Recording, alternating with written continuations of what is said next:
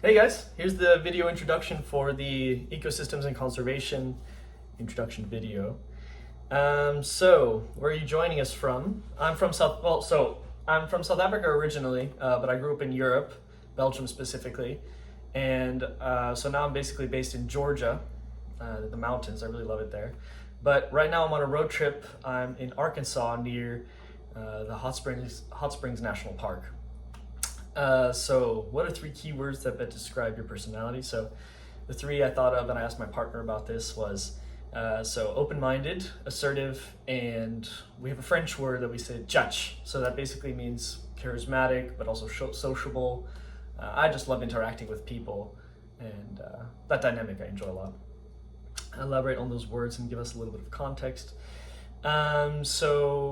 Yeah, that's kind of who I've become, traveling across the world, meeting a lot of different people, staying curious, staying interested in what problems exist and what solutions exist. And so this class kind of ties into that, talking a lot about problems and also solutions. So I really would love to tie those more as we get deeper into the subjects. So that's why I'm taking the class, because I'm actually, invested in learning more about it, going deeper into it, and not just staying on the surface. I want to be open-minded, learn more about the different aspects of it. I want to still be assertive and make change, and I would love to keep that people and charismatic and connection aspect to it. And I chose ecosystems and conservation because I deeply believe in the connection between nature and humans. And I see a lot of solutions, but I also kind of want to really go deeper into how we can cooperate with nature instead of just like leaving it in the corner for.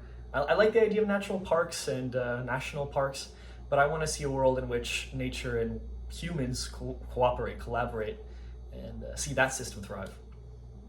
So when I was watching this home video, first of all, it's super sad. Oh my gosh, I got my environmental guilt for like a year. I actually watched it on double speed too, so that was just like double intensity. Would not recommend it, but I had to do it just because of time constraints.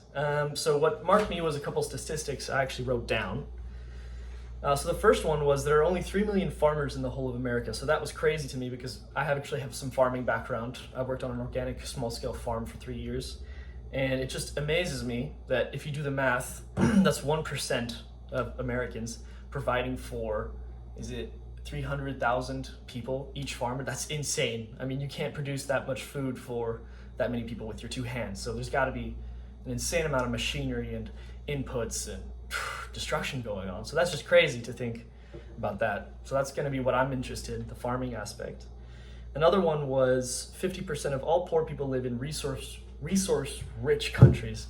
So that's just insane. I mean, if we're thinking about global changes, free, clean energy, that kind of stuff, but all of these minerals are coming from poor countries that are getting poor because of the extraction.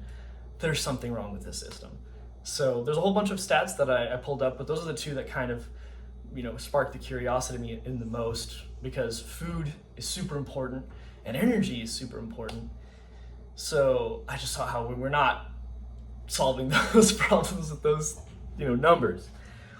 So another one that I found really cool was, I've discovered that there was actually the world's first eco-friendly district in Freiburg, Germany, with 5,000 people living there. And then there was a guy in Bangladesh who opened a bank that only loaned to poor people. And I was like, bro, these are awesome solutions that I'd like to see, more in my daily life and more around the world. So can't wait to work with you guys on this project and in this group specifically to see, how people really collaborate with nature. And feel free to comment and talk to you guys soon. Bye.